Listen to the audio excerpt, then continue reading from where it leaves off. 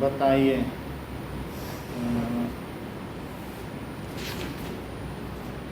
Why did the British preserve official documents? Priyanshu बता जरा।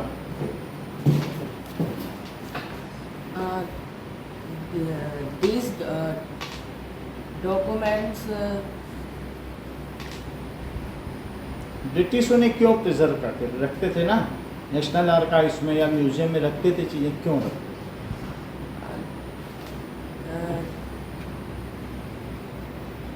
प्रभात बताओ एक दो लाइन। कोई बात नहीं, अभी ये बताना, ध्यान से सुनो फिर बताओ। चलो बताओ।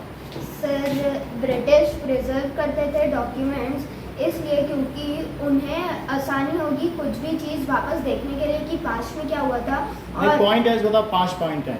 और वो डिबेट उस पर कर सकते थे, उस पॉइंट पे डिबेट कर सकते थे, एंड कि पुराने से वो देख सकते हैं उनकी क्या वीकनेस है तो वो उसे इम्प्रूव कर लेंगे।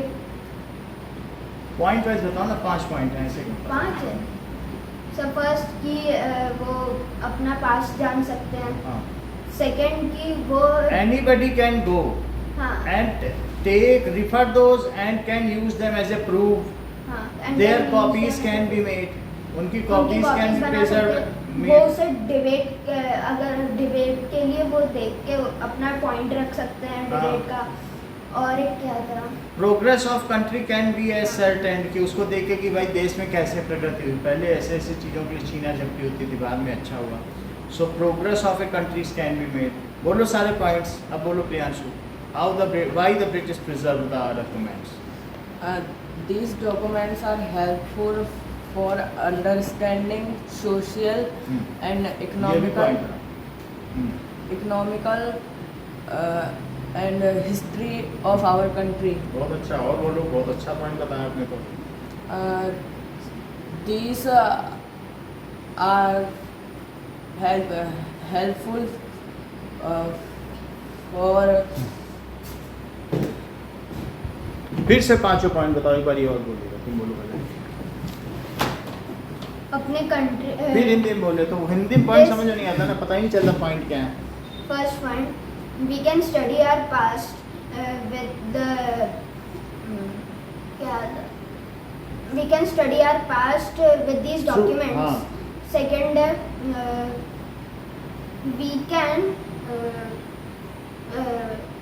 we can place a point in a debate. Anyone can visit and acknowledge them. Fourth, बता ही नहीं रहे, कोई पॉइंट ही नहीं सही है तुम्हारा। अब बोलो बेटा फिर से प्रियांशु। sorry तुम अब जो मैंने वो कॉपी नहीं लाया, सबकी अलग अलग है, सिविक्स की अलग है ना, तुम्हारा तो ये है ज्योग्राफी की, सिविक्स सबकी अलग अलग। नहीं हाँ बोलो। these documents made up of somebody requires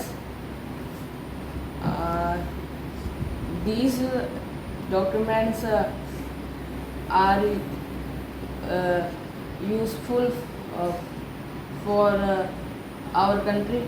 Their documents can refer and represent as a proof.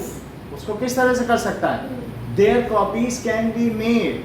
It tells about the social, economical and historical condition of country. समझ में आ गई कि नहीं? इसके अलावा क्या हो सकता है? The progress of country can be acknowledged by these documents. 4 तो बता ही दो, बोलो।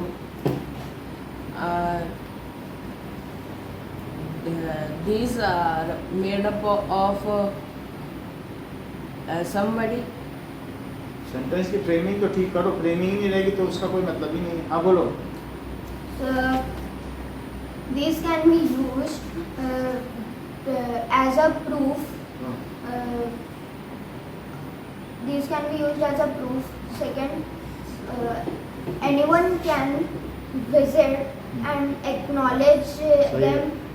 Third, Acknowledge our past. और we can make copies of them. हाँ, Fourth, this improves our. This tells us about. This tells us about our social, economical, and historical development. हाँ, And we can study the past with this and improve in True, future. ये भी बात है। Otherwise it tells us about our progress, country's progress.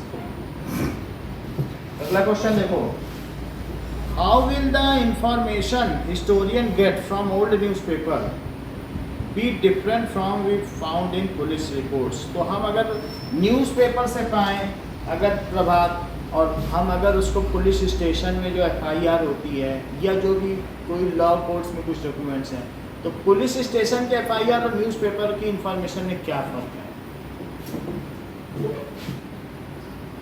बोलो मंगल। Sir the reports रुको भी निकेत बोल रहा है। हाँ हाँ, कोई भी कॉपी ले सकता है। और हाँ,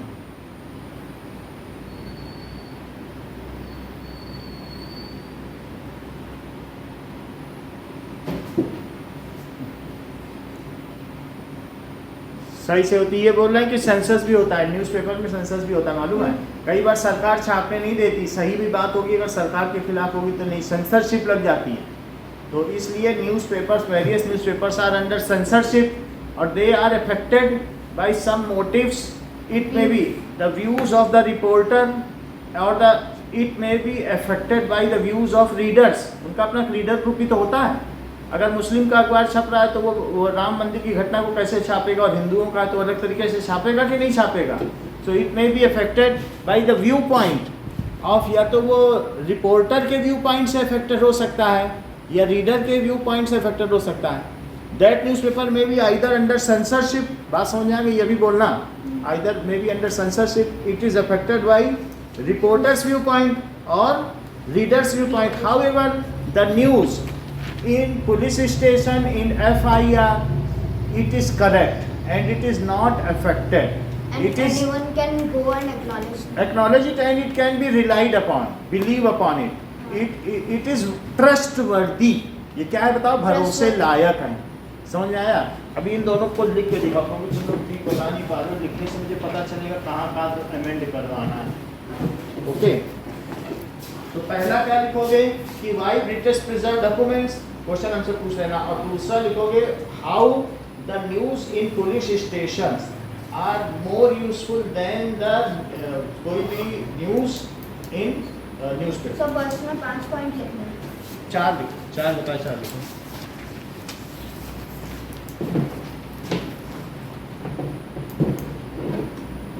सर बुक वाला क्वेश्चन नंबर डाल दो। डाल दो, 3 और 4 है। चलो लिखो, फिर आगे बढ़े इस सीरीज से।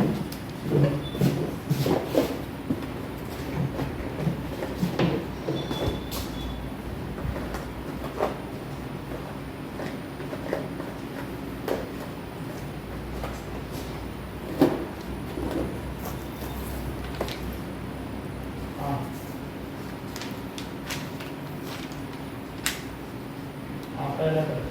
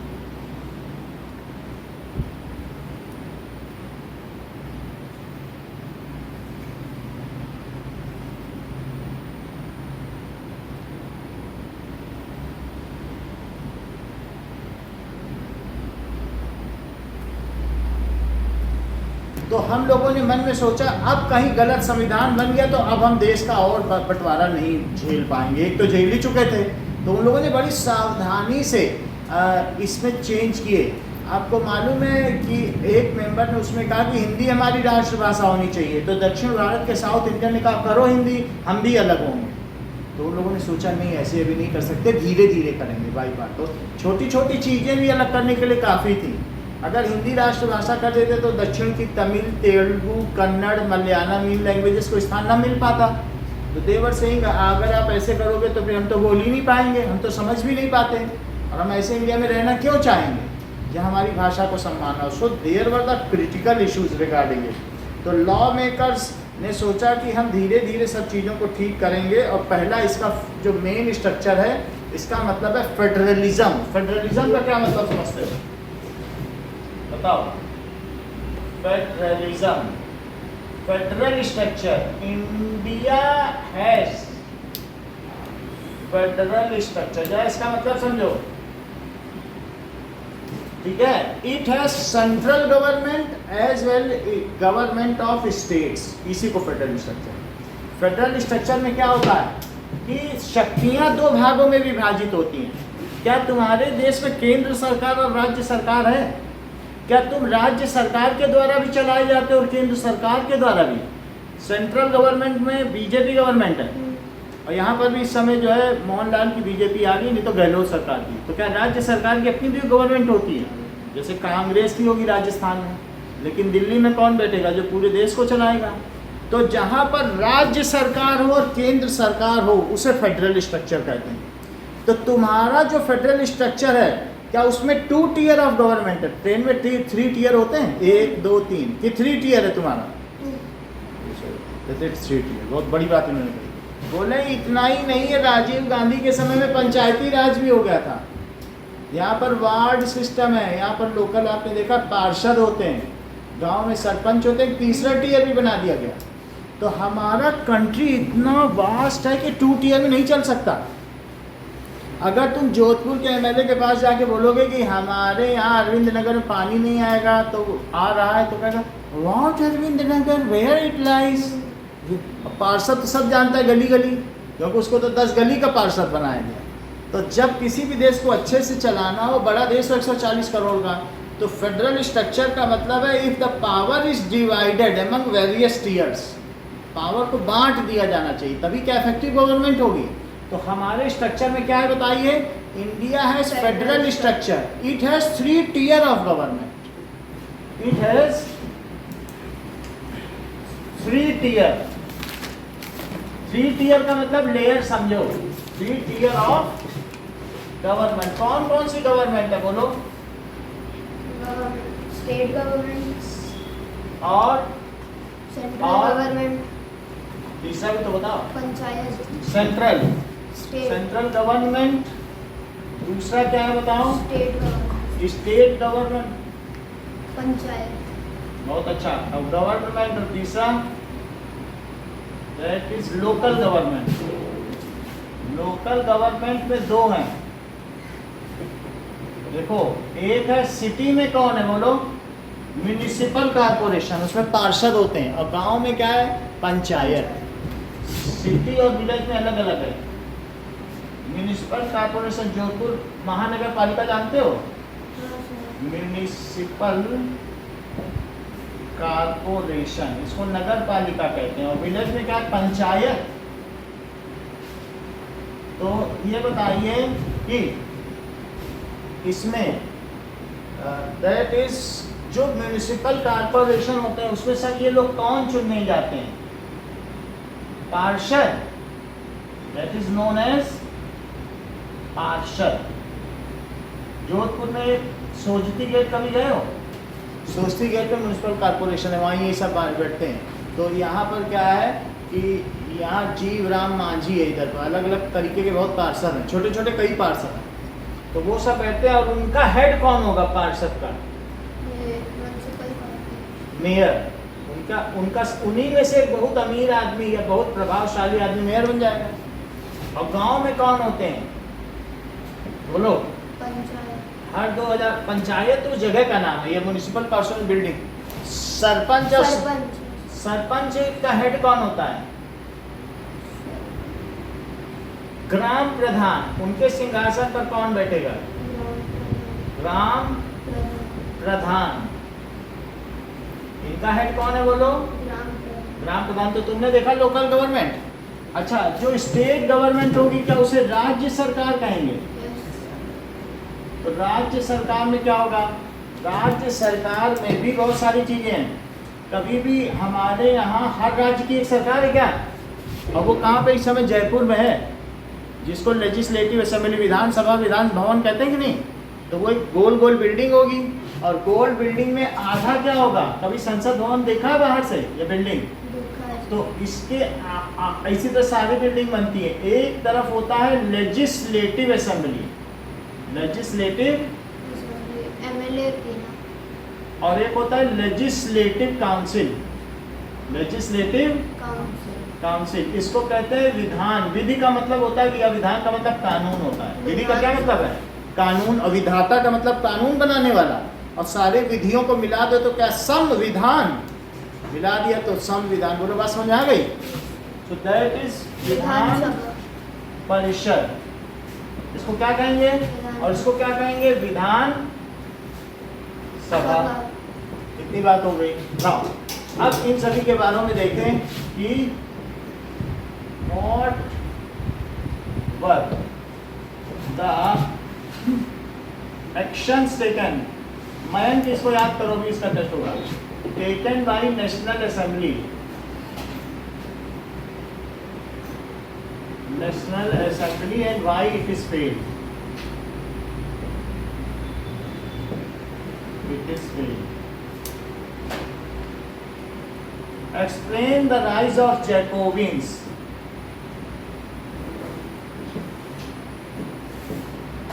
Rise of Jacobins and reign of terror। आतंक के साम्राज्य की व्याख्या करिए। ये दो क्वेश्चन याद करो।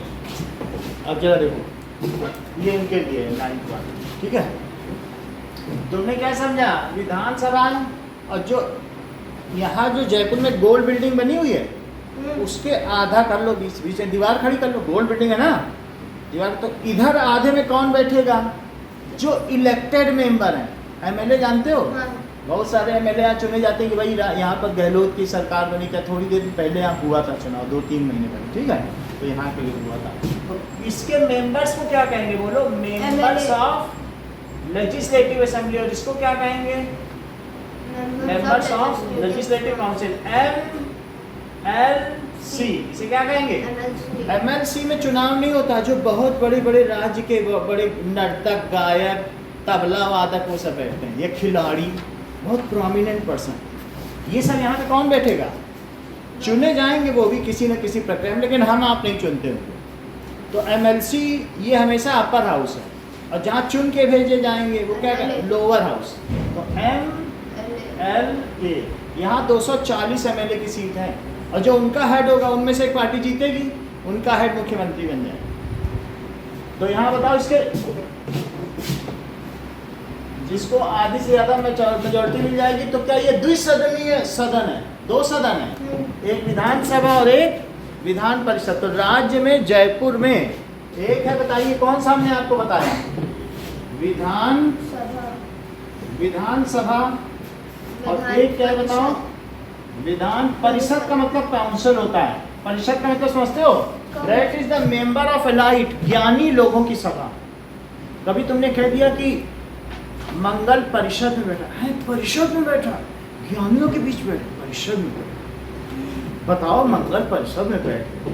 परिषद हमेशा ज्ञानी है, और सभा किसी की भी हो जाती, गीदड़ों की भी सभा होती, कुत्तों की भी सभा होती। तो ये सब आधे पढ़े लिखे हैं, हमको वोट दे दो, हमको वोट दे दो। कोई 10वां पास, कोई 12वां पास, कोई छठा फेल, ये वो लोग हैं। लालू यादव, उनके बेटे पप्पू यादव, और सब ना जाने कौन कौन से हैं, वो सब ऐसे ही तो है। 5वां पास भी है, उनका एक बेटा तेज प्रताप यादव, है कि नहीं? तो परिषद वाले चुने जाते हैं, दीज आर इलेक्टेड। और ये कौन होते हैं? नीचे वाले सेलेक्टेड। तो अब बताओ, मुख्यमंत्री किस वाले का होगा? विधानसभा का कि विधान परिषद का? परिषद। परिषद में तो बोल दिया, जैसे अच्छा, देखा तेंदुलकर सब कहो कि ये जो चुनेगा एमएलए का, that is head of MLA is known as. तो यहाँ मुख्यमंत्री बैठेगा, यहाँ कौन होगा बोलो? चीफ मिनिस्टर होगा। चीफ मिनिस्टर राज्य चलाएगा और चीफ मिनिस्टर के अंडर में कौन होंगे? बहुत सारे एमएलए होंगे क्या? तो एमएलए इसमें होंगे, एमएलए सब होंगे ऐसे। और वो क्या कर सकता है? अब विधान परिषद भी होगा। राज्य का सबसे बड़ा कौन होता है व्यक्ति? अच्छा, ये गवर्नर। तो राज्य का सरकार में सबसे बड़ा कौन होता है बोलिए? गवर्नर। गवर्नर के अंदर में ही सब है, ठीक है। तो बोलो इसको जो विधानसभा में चीफ मिनिस्टर है, लेकिन इसको चलाने के लिए यहाँ भी कोई बैठेगा, एक सीट पे बैठा रहता है कि नहीं, उसको स्पीकर कहते हैं। यहाँ कौन बैठेगा बोलो? भाई तुम चुप हो जाओ, तुम बोलो, तुम चुप हो जाओ, तुम बोलो, वो सब कौन होगा? इधर कौन बैठेगा बोलो? स्पीकर। और यहाँ कौन बैठेगा? ये जानते हैं, मुझे ऐसे को बता नहीं पाता, बहुत कम लोग बताए। डिप्टी गवर्नर, उपराज्यपाल। यहाँ कौन बैठेगा? इसे कौन चलाता है? विधान परिषद को कौन चलाता है? Deputy governor. ये दोनों क्वेश्चन तैयार करो देवांश, अभी पूछे जाएंगे। समझ आ गई बात? अच्छा ये बताओ, जो यहाँ चीफ मिनिस्टर है, क्या वो राज्य के सभी निर्णय ले सकता है कि उसमें प्रधानमंत्री उसका हस्तक्षेप करेगा? करेंगे। नहीं करेगा। वो चाहे तो राजस्थान को बेच दे, वो यहाँ का राजा है। बेचने का मतलब फोर्जरी नहीं कर सकता, बाकी कितना निवेश करा ले, गड़बड़ कर ले, कुछ भी कर सकता है। It is the complete autonomy. तो गवर्नर कुछ नहीं। हाँ, तो जो गवर्नर उस पर एक्शन लेगा। गवर्नर ये देखेगा भाई आप गड़बड़ ना करो, अगर ये करेगा तो उसको वो विधानसभा को डिसॉल्व कर देगा। लेकिन गवर्नर को कौन अपॉइंट करता है? प्रेसिडेंट। प्रेसिडेंट भारत का है। प्रेसिडेंट कहाँ का है बोलो? प्रेसिडेंट सब गवर्नर को अपॉइंट करेगा। और लोग किसे चुनेंगे? एमएलए को। एमएलए अपने नेता को चुन लेगी। और यहाँ पर दूसरे प्रोमिनेंट लोग होंगे, ये काउंसिल है, एमएलसी बैठते हैं नहीं, यहाँ एमएलए। यहाँ कौन होगा बोलो? एमएलसी जहाँ बैठेंगे उस जगह का नाम क्या है? विधान परिषद। अच्छा, पार्षद जहाँ बैठते हैं उस जगह क्या नाम है? पार्षद। हाँ, विधान सभा। तुम बताओ। ये सही बता। देखो ये गए होंगे, ऐसे कौन कर बता दे कि सोस्ती गेट के बगल में नगर पालिका है। कितना जानता है गेट का बच्चा हो, है कि नहीं? बताया तुमको पार्षद कहाँ बैठते हैं, या यहाँ से देख लिया होगा। जब तक हमने पूछा बहुत चालाक है, इसलिए पार्षद म्यूनसिपल कॉर्पोरेशन नगर पालिका में बैठे। बहुत बड़ी बात है, तुम लोग इससे सीखो। नगर पालिका। अच्छा, इसके अलावा सरपंच कहाँ बैठेंगे? पंचायत में। और इसी तरीके से सब सरपंच भी कहीं इकट्ठे होंगे, उनके गांव में पंचायत है, तो वो उसको कहते हैं ग्राम पंचायत। ग्राम पंचायत, फिर उसके ऊपर और क्या होगा? ग्राम प्रधान कहीं होगा, तो उसको वो ग्राम सभा। तो ये पंचायत पे कौन बैठेगा बोलो? सरपंच। Sit in. ये कहाँ बैठते बोलो? पंचायत। और पूरे सारे सरपंच इकट्ठे हो जाए तो कहाँ बैठेंगे? क्या ग्राम सभा में? और ग्राम सभा में उनका प्रधान कौन होगा? ग्राम प्रधान। तो इसको कहेंगे ग्राम सभा। अच्छा ये बताओ कि थर्ड टियर ऑफ गवर्नमेंट कौन सी है? लोकल गवर्नमेंट के दो हिस्से हैं, एक सिटी में, एक विलेज में। तो सिटी में सारे पार्षद कहाँ बैठते हैं? और गांव में? पंचायत नहीं, ग्राम सभा। ग्राम सभा। ग्राम सभा का मुखिया कौन है? सब बहुत अच्छा बता रहे हैं। ग्राम सभा का मुखिया कौन है? ग्राम प्रधान के अंडर में कौन आएंगे? सरपंच। एक सरपंच के अंडर में कितने लोग होंगे? 2000 लोग। एक सरपंच के अंडर में कितने लोग होंगे? 2000। एक इसके भी जो पार्षद है उसके अंडर में कितने लोग होंगे? देख लो, 10 गली का मतलब 2000 लोग। एक एमएलए के अंदर में कितने लोग होंगे? 20,000। बहुत बड़ी बात है, तुम इतनी छोटी एज में सब बता ले रहे हो। और एक एमपी के अंदर में कितने होंगे? 2 लाख। 2000 20,000, 2 लाख। समझ आ गई बात? तो अब तुम्हें ये बताना होगा कि एमएलए कहाँ बैठते हैं। MLA हाँ, MLA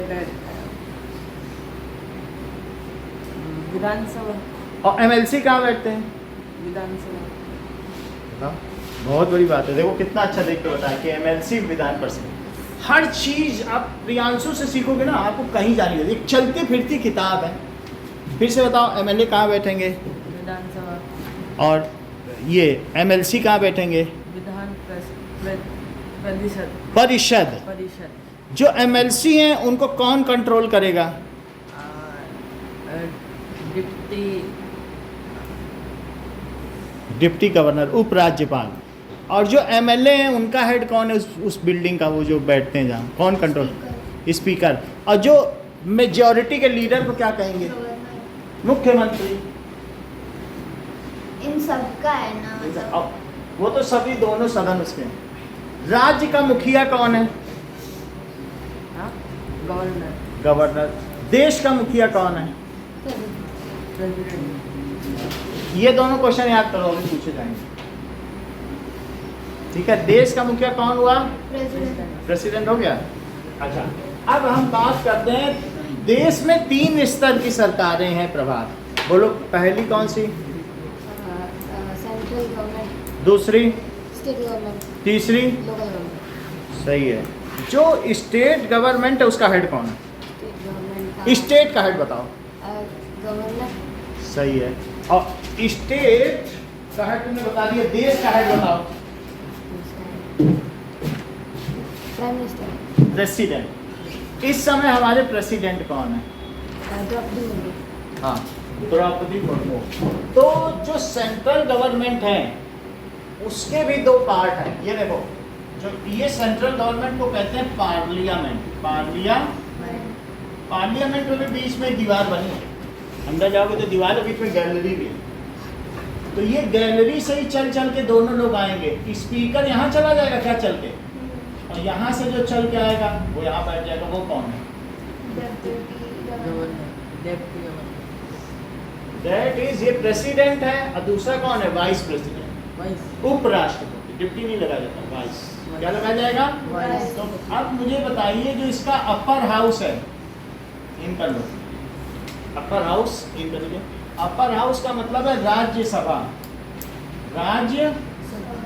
तो ये राज्यसभा, और ये क्या है बोलो, लोअर हाउस को क्या कहेंगे, लोकसभा। बहुत अच्छा बता रहे हो, दैट इज लोअर हाउस को क्या कहेंगे, लोकसभा। लोकसभा। ये पूरा ग्रीन कलर का यहाँ कारपेट सब कुछ है, और यहाँ लाल रंग, ये पूरा रेड कलर का सब चीज है। और यहाँ कैसा है बोलो, ऐसा उसमें भी होगा। जो लोअर हाउस है वो इलेक्टेड है कि सेलेक्टेड, इलेक्टेड। यहाँ कौन बैठेगा, एमपी, मेंबर ऑफ पार्लियामेंट। यहाँ भी एमपी बैठेंगे, पूरे को एमपी बोलेंगे। यहाँ के जो लोग बैठते हैं उसमें कुछ अपर हाउस के मेंबर ऑफ पार्लियामेंट है, कुछ लोअर हाउस। तो इनके मेंबर्स को क्या कहते हैं बताओ, मेंबर ऑफ पार्लियामेंट। पार्लियामेंट। जो मेंबर ऑफ पार्लियामेंट इलेक्ट होकर जाएंगे वो कहाँ बैठेंगे, लोअर हाउस। लोअर हाउस में बैठेंगे। उनको कौन डील करेगा, स्पीकर। स्पीकर कौन है, स्पीकर सर जो ऑर्डर दे रहा है। स्पीकर। स्पीकर का नाम भी तो बताओ। ओम प्रकाश बिरला नहीं जानते, कभी सुना है, देखा है क्या, नहीं सुना सर। दिखा दें, ओम प्रकाश बिरला। अच्छा ये बताओ, जो अपर हाउस है उसमें कौन बैठता है, वाइस प्रेसिडेंट। उपराष्ट्रपति का नाम बताओ। जो अभी थोड़े दिन पहले ईरान के राष्ट्रपति की मृत्यु पर वो गए थे मातम कुर्सी के लिए, मातम मना, जगदीप धनखड़। कौन है, बताया करो ना, हरियाणा के हैं, जगदीप धनखड़। ठीक है, समझ आ गई बात। अच्छा, लोअर हाउस के भी एमपी हैं और यहाँ के भी हैं।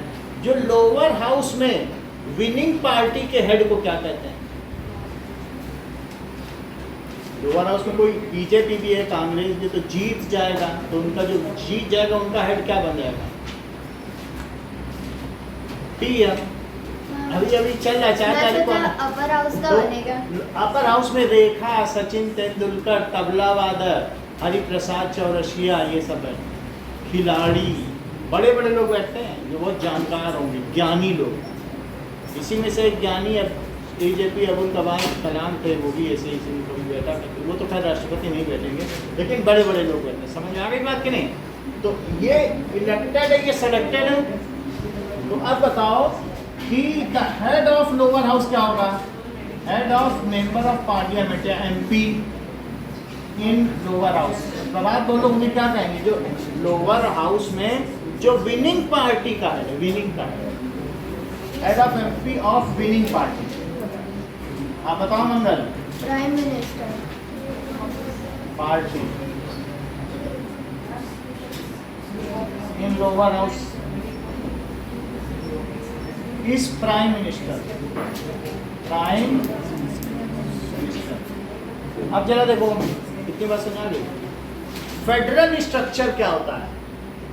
फेडरल स्ट्रक्चर का मतलब है यदि सरकार सेंट्रल गवर्नमेंट, स्टेट गवर्नमेंट और लोकल गवर्नमेंट में डिवाइड हो, if government divides it's power into 2 और मोर tiers, if any government is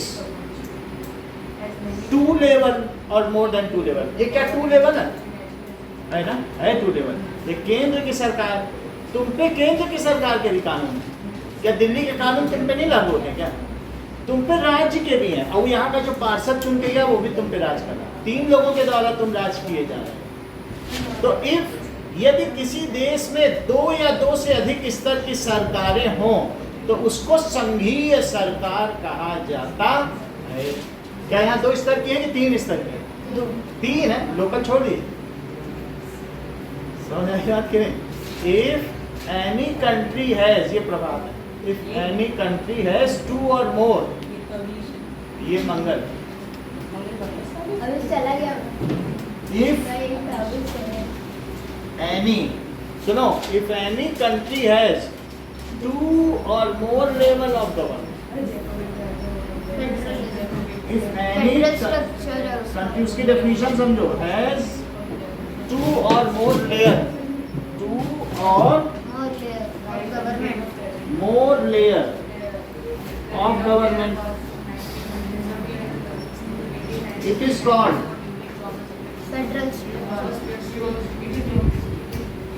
federal structure. इतनी बात समझ आ गई? पेपर ले लो, पढ़ना शुरू कर दो आप लोग, टाइम शुरू हो गया आप लोग का। ये लीजिए, ये दोनों सवाल पढ़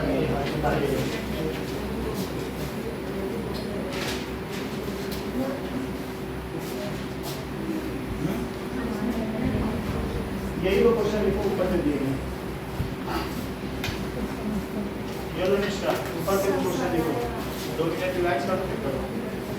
चलो, अब कुछ चीजें आपसे पूछी जाए। सर ओरल भी पूछी जाएंगी, कुछ पूछा जाएगा। ठीक है ना? अब जरा देखो कि what are the 3 levels of government in India? Federal structure की डेफिनेशन। Define federal structure। यही लिख देना, 2 या 2 लेवल की गवर्नमेंट है। What are the 3 levels of government? The name, Lok Sabha नहीं बताना है, central government, state government and ये लिखना।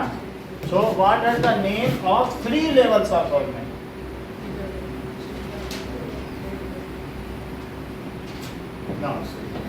अब कुछ चीजें आपको बतानी है कि that is head of lower house, head of legislative assembly, upper house, head of country, head of winning, leader of winning party. Sir head वही बोलेंगे ना जो बैठा रहता है, सबसे बड़ा है, या फिर हेड ऑफ कंट्री तो तुम्हें मालूम ही होगा। हेड ऑफ विनिंग पार्टी इन लोकसभा, उसे क्या कहेंगे? अब जरा देखिए, leader of winning party in legislative assembly. Legislative देख रहे हो, ऊपर बना देख लो, राज्य में होती है लेजिस्लेटिव असेंबली। नाउ इसके बाद head of legislative assembly, head of legislative assembly, head of legislative council. Sir DYPTY। Deputy, deputy होता है, हाँ सर। डेप्यूटी। अब जरा देखिए ना, नेम, इसके बाद आप क्या बोलोगे बस सर हो कि गया। पार्षद सिट्स इन। पार्षद कहाँ बैठते हैं, सरपंच सिट्स इन। और इसी तरीके से the leader of sarpanch is known as, बोलो कौन है? हाँ, लीडर ऑफ सरपंच को क्या कहते हैं? प्रधान। और लीडर ऑफ पार्षद, मेयर। यही सब लिखना है।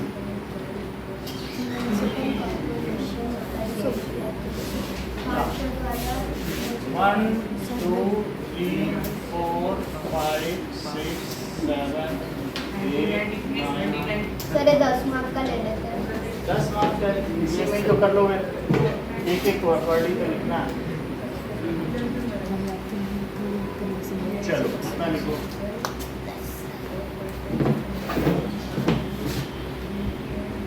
Okay, now students of it can leave now. Thank you.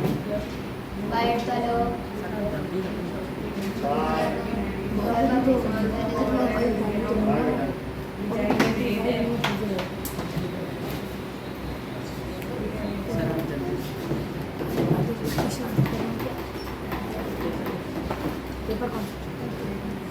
Sir paper.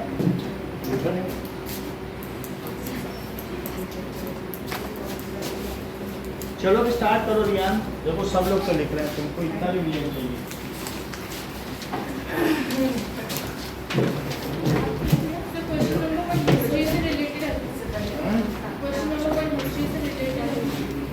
ये वाला करना है, ये थोड़ी ना करना।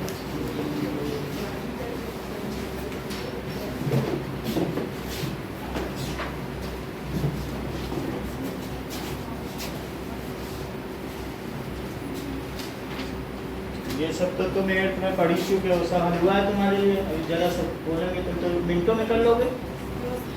हाँ सब जानते हैं।